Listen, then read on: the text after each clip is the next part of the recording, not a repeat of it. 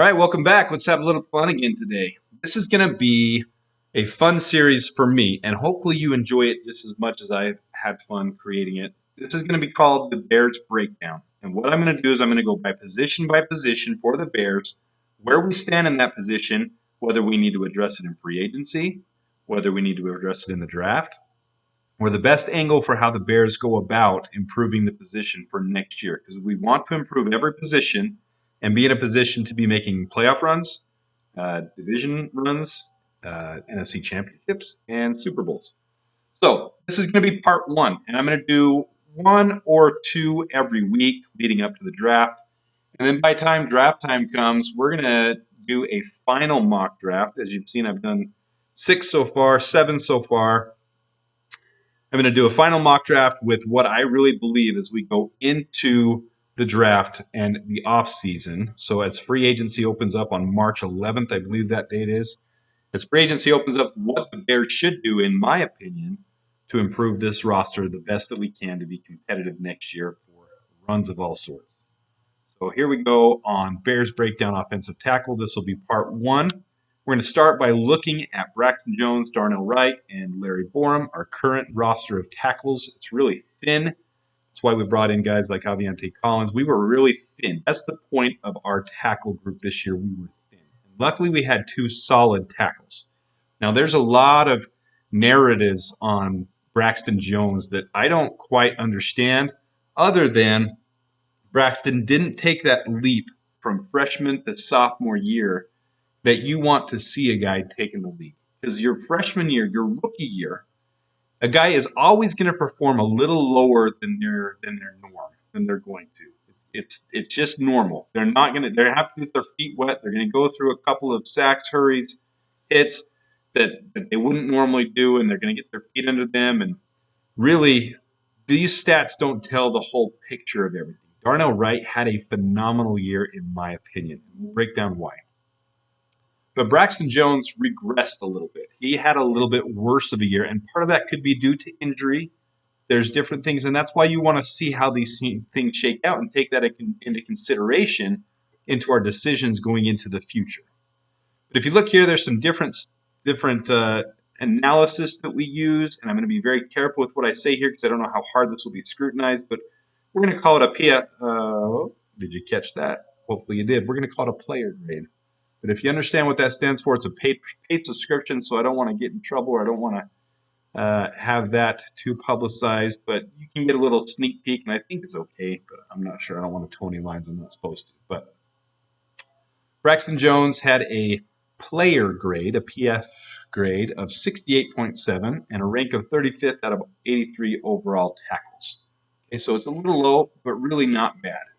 His pass block grade was 70.7, his run block grade 68.2.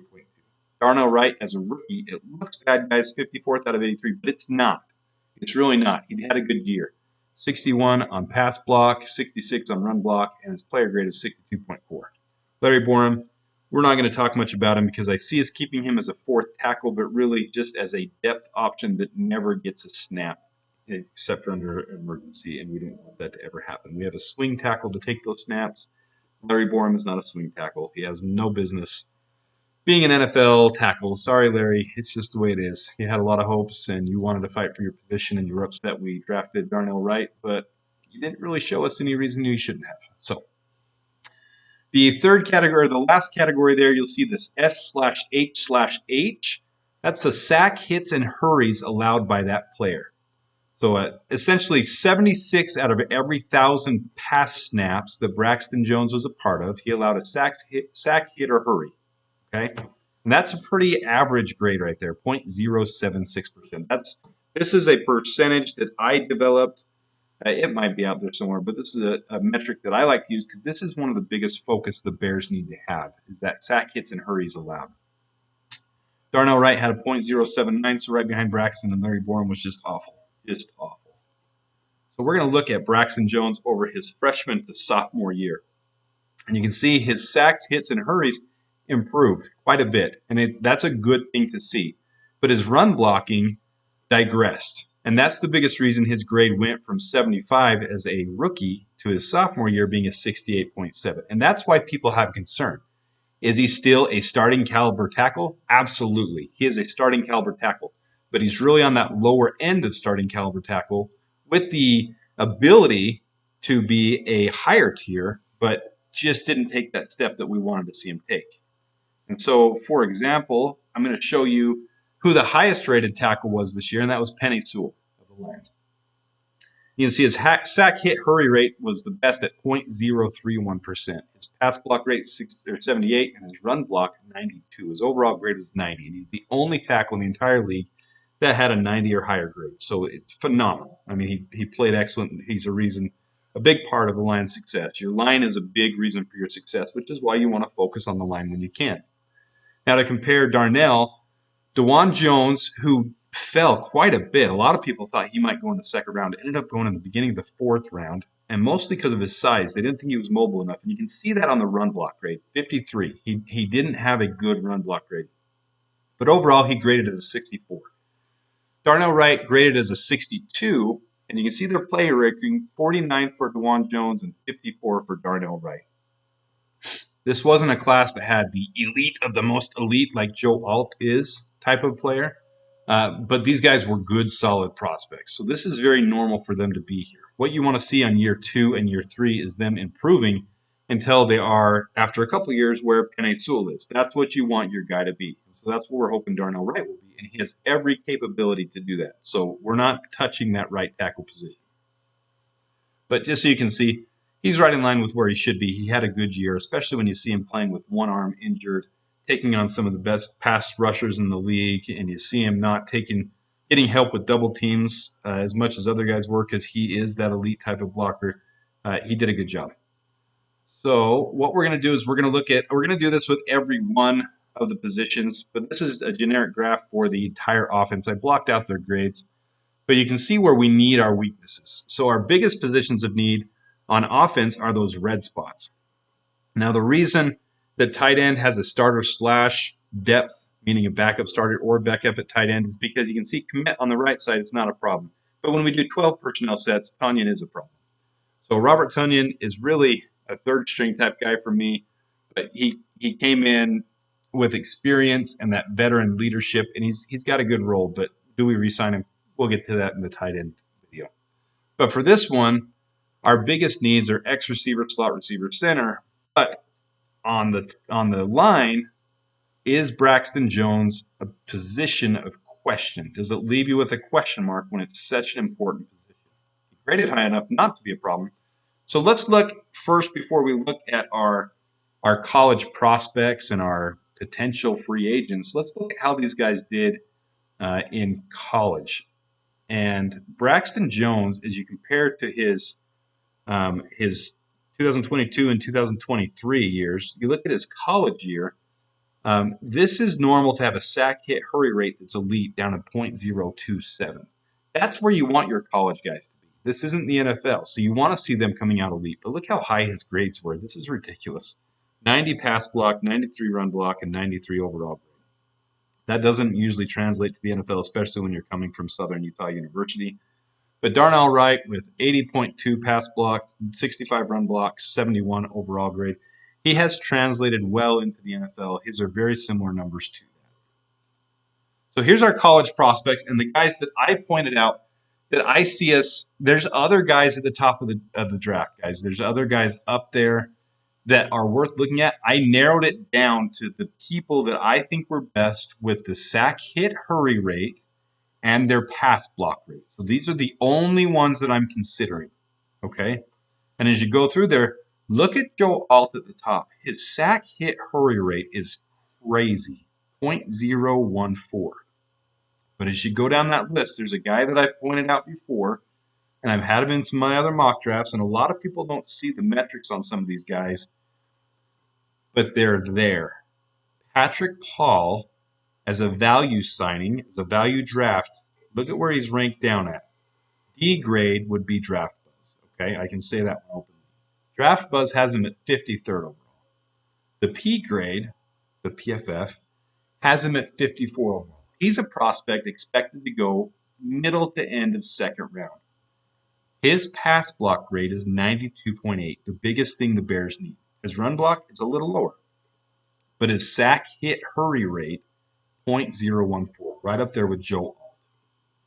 Joe Alt is elite. He's the elite of the elite in this draft class. He is just a freak. He's amazing. Right? He really is a great tackle. He has experience. He was a quarterback at one point who was converted into a tight end. I think a lot of you may have heard of his stories by this point.